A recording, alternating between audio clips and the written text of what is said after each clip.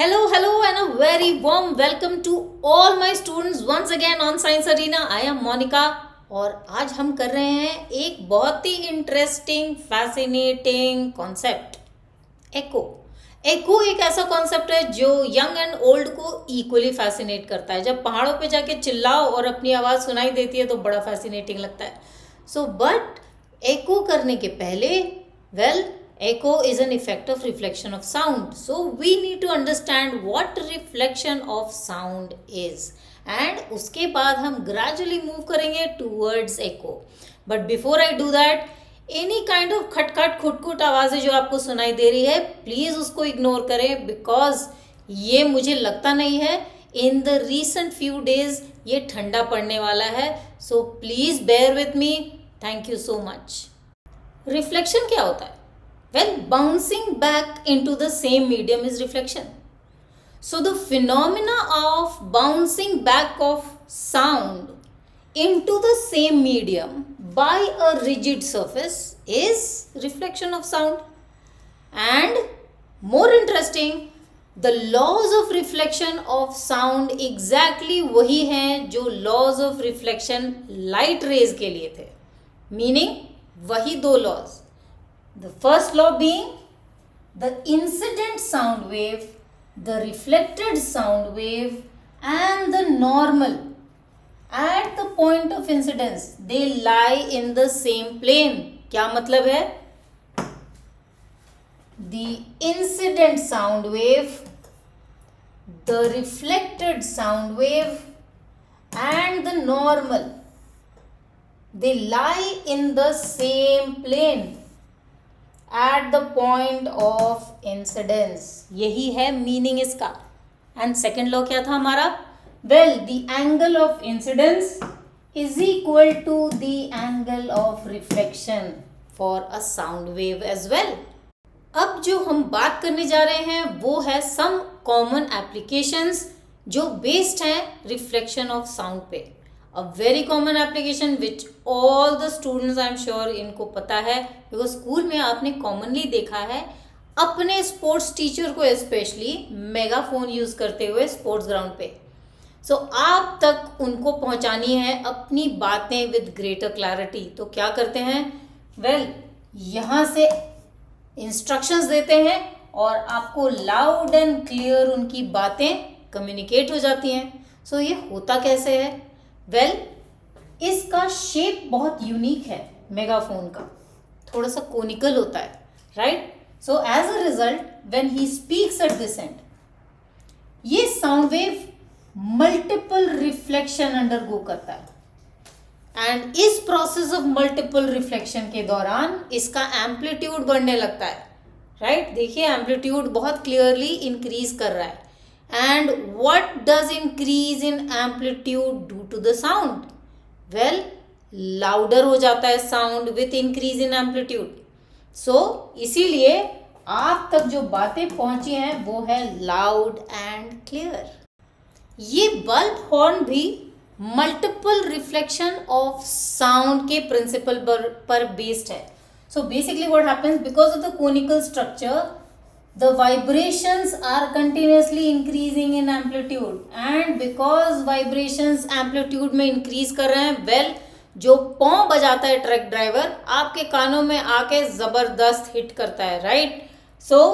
This is based on the principle of multiple reflection of sound. Stethoscope भी यही principle पे based है. That means the chest piece when it is kept at your chest and the earpiece doctor अपने ears पे लगाते हैं to check your heart rate, your heartbeat. The vibrations of your heart is received by this fine membrane at the chest piece. और ये vibrations transmit होते हैं by multiple reflections of the sound and into the earpiece. और आपकी धड़कनें doctor को with great clarity सुनाई देती हैं.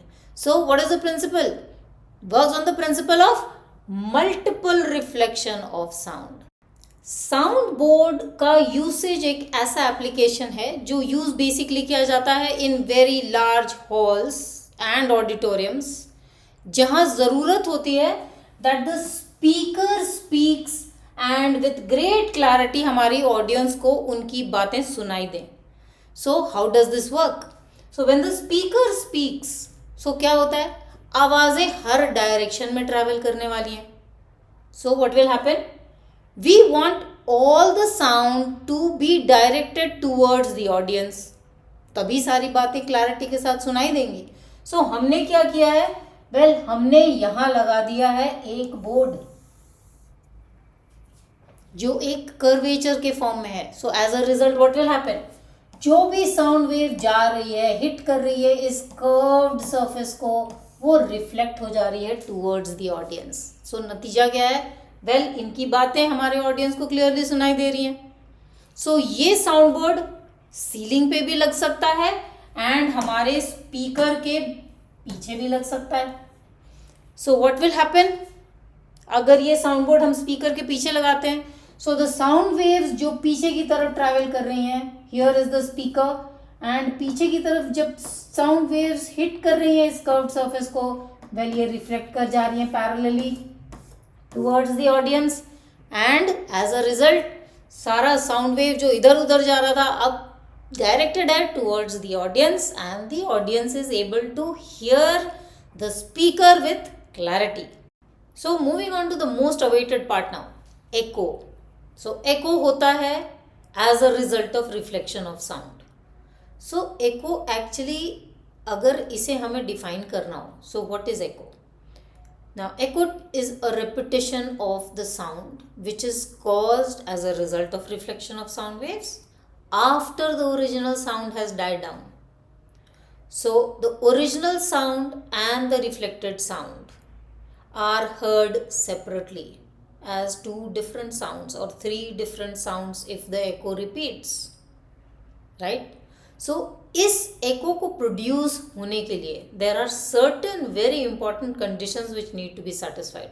बिकॉज जब हम नॉर्मली भी बात कर रहे होते हैं तो कंटिन्यूस रिफ्लेक्शन ऑफ साउंड तो हो रहे थे because of various surfaces around us, but echo होता है नहीं.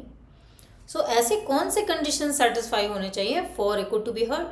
सो इसको समझने के लिए let us understand what is persistence of hearing. Now कोई भी साउंड जब हमारे कानों में पड़ती है तो इम्पैक्ट रहता है उसका in terms of vibrations produced in the eardrum for around 1/10 of a second, right? और उसके बाद ही उसका impact fade हो जाता है. That means the sensation of sound persists in the human ear till 1/10 of a second. After that the impact dies down. So only when the reflected sound reaches the ear after 1/10 of a second you can hear that sound separately. अगर 1/10 of a second के पहले वो reflected sound हमारे कानों में पड़ जाएगी तो क्या होगा, वो हमारे ओरिजिनल साउंड के साथ मर्ज कर जाएगी तो एको हमें सेपरेटली सुनाई नहीं देगी. Am I making sense here?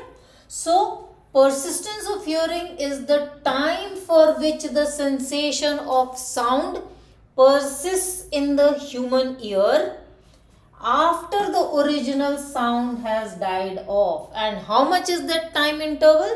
The time interval is 1/10 of a second, which is 0.1 second. अब जब हमने ये समझ लिया है, so well there is yet another condition जो सेटिस्फाई करना होगा इस रिफ्लेक्टेड साउंड को to be heard as a separate sound to create the impact of echo. यहां मैं बात कर रही हूं उस डिस्टेंस की which has to exist between the source of sound and the reflecting surface. वो मिनिमम डिस्टेंस होना चाहिए अराउंड 17.2 मीटर्स. मैंने टर्म यूज किया अराउंड बिकॉज एयर में साउंड की velocity with different conditions different होती है. सो नेचुरली अगर वो velocity of sound in air change करेगी तो नेचुरली एको का मिनिमम डिस्टेंस जो नेसेसरी है to be present between the source of sound and the reflecting surface, वो भी चेंज करेगा. नाउ मैं डिराइव करने वाली हूं that the minimum distance which has to be present between the source of sound and the reflecting surface approximates around 17.2 meters. Let's check that out. Now अभी हमने just बात की थी the persistence of hearing की, according to which the minimum time interval that needs to be present for the reflected sound to be heard as a separate sound is around 1/10 of a second. That means time interval is 0.1 second. And if considering that the velocity of sound in air is 344 meter per second, how do I calculate the distance which needs to be present between the source and the reflecting surface? So let us say we have a person who is screaming and screeching here, and this is the reflecting surface which we have, right? So क्या हो रहा है? If d is the distance between the source of sound and the reflecting surface, so sound is going and then returning. That means if he has to hear an echo, the sound has to go and then come back. That's the distance which the sound will travel. यानी कि मेरा distance जो है 2d होने वाला है, right? सो एको को twice the distance travel करना होगा for the person to hear it. Now what do I do? Velocity is equal to distance by time. And what is the distance? 2d. What is the time? 0.1. So velocity मुझे पता है, into 0.1 will give me 2d. That means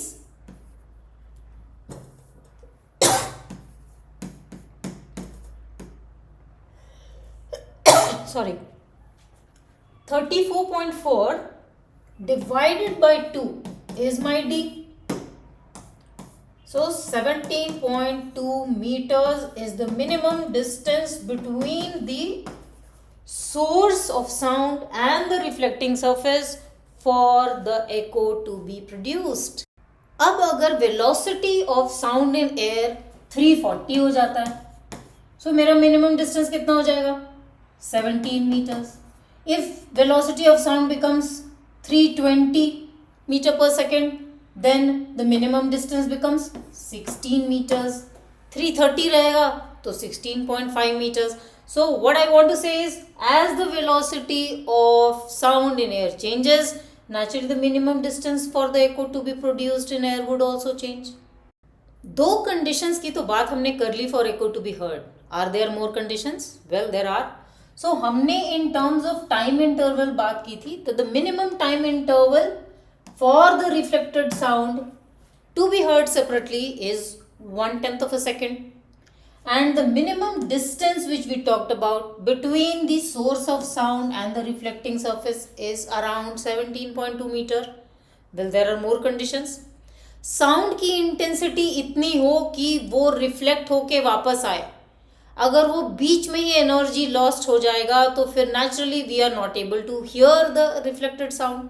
So the sound intensity should be large enough for it to be heard after reflection. And last but not the least, the size of the reflecting surface should be greater than the wavelength of the sound wave. So these are conditions when echo can be heard clearly after reflection of sound has happened. Echo के कुछ बड़े interesting applications हैं. So this is what we are going to talk about. पहला है echolocation. Now what is echolocation? Now echolocation is the method which is used by some of the animals, one of them being bats, to locate obstacles, prey or objects in their way. अब इस particular point में let us take an example of a bat. So bat जो है वो ultrasonic sound waves produce करता है. Now they are not capable of seeing, so they are blind. So ये ultrasonic sound waves travel करते हैं, the moment they hit a prey this sound is reflected, and ये reflected sound bat को जब मिलती है, बैट इज एबल टू जज the approximate distance between the prey and itself. So this is what is called echolocation. सो ये जो echolocation है, it is not just an application of echo, it is also an application of ultrasonic sound waves.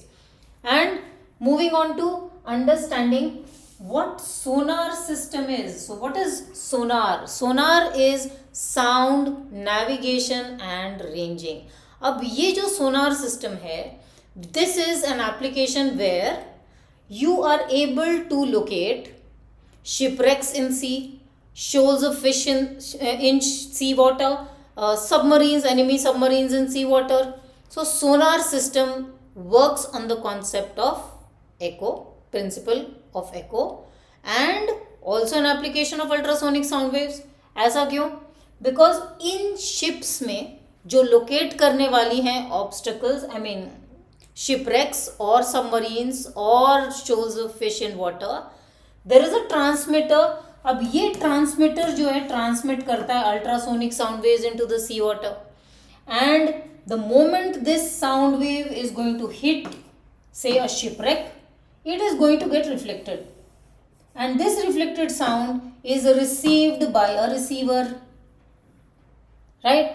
अब ये transmitter और receiver जज करने वाले हैं मिलके कि कितना टाइम इंटरवल लगा for the reflected sound to be received by the receiver, and this is going to thus help us ascertain the depth of this shipwreck in water. So sonar system works like this. What about the usage of ecosystem in the field of medicine? Well, हमारा echocardiogram involves system of echo as well as ultrasonic sound waves. And what about ultrasonography?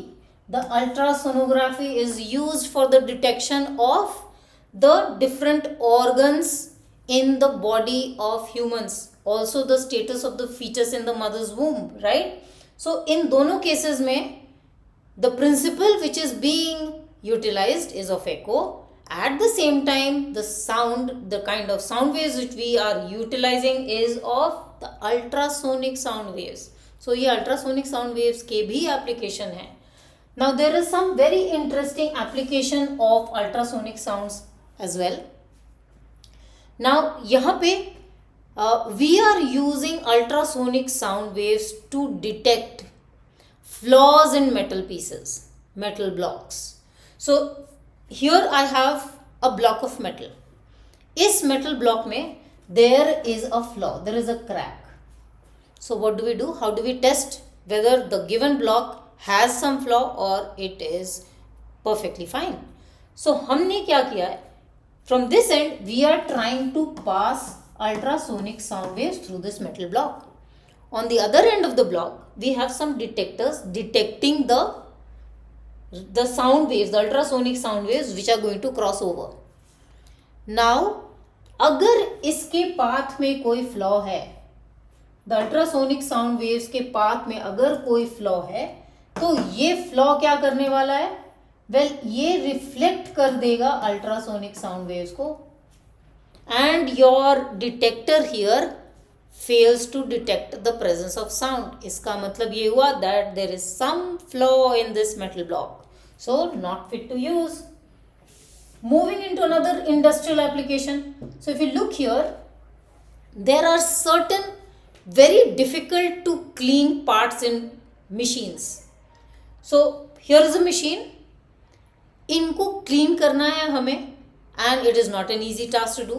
So well, हमारा task easy होने वाला है using ultrasonic sound wave. वो कैसे? सो हमने लिया एक टैंक, इस टैंक में है water and a cleaning chemical. अब हम क्या करने वाले हैं? अल्ट्रासोनिक साउंड वेव्स यहाँ से पास करेंगे जो एजिटेट करेंगे इस क्लीनिंग मिक्सचर को, एंड उसमें हमने डाल दिया है ये मशीन. अब ये अल्ट्रासोनिक साउंड वेव्स जैसे ही इस क्लेंजिंग लिक्विड को एजिटेट करते हैं, now this liquid is going to move into difficult to reach parts of the machine and cleaning is done.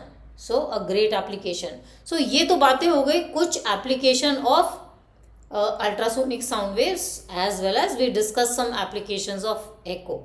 We are now going to talk about another application phenomena called reverberation, जो again based है on the principle of multiple reflections of sound waves.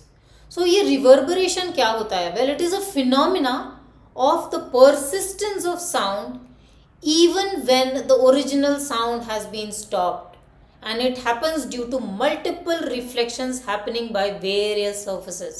So ये जो हम phenomena है इसको dominantly experience कर सकते हैं in very large halls. So very large halls में क्या होता है, because of the continuous reflection of sound waves which have been happening even when the original sound has been switched off, so the source of sound is switched off, you can see the prolongation of the sound. So not a pleasant thing to hear. So the prolongation of the sound that persists even after the source of the sound has been stopped is reverberation. So अगर मुझे ये reverberation जो बहुत pleasant नहीं होता है सुनने में, right, उसे minimize करना हो, so what are the ways or what are the ways I can use to minimize reverberation? So the idea is to have the reflection minimized, because ये हो क्यों रहा है, ये reflection of multiple times जो sound waves reflect होते हैं उसकी वजह से हो रहा है. So करना क्या है, हमें provide करना है उस hall में absorbing surfaces. So what kind of surfaces are sound absorbing surfaces? Cushions, curtains. So softer surfaces absorb sound waves. So हमें करना क्या है, well, वॉल्स को कार्पेट कर दो, फ्लोर्स को कार्पेट कर दो, सीट्स को कुशन कर दो, हैवी कर्टन्स लगा दो, राइट. यही तो हम देखते हैं अपने सिनेमा हॉल्स में. ऐसा क्यों करते हैं हम? To minimize reverberation. So reflecting surfaces अगर एब्जॉर्बर्स बन जाएंगे तो नेचुरली रिफ्लेक्शन नहीं होगी. सो क्या होगा, we have minimized reverberation. So these are ways we can use to basically reduce reverberation. So this was it for today. I hope you have enjoyed today's session, and if you have, you know the drill. Hit the like button, and you do not have to forget to subscribe to the channel, because that is my inspiration. When more and more people join with me, it gives me pleasure. Thank you so much for joining in. Remember to join me once again with more matter. Bye bye.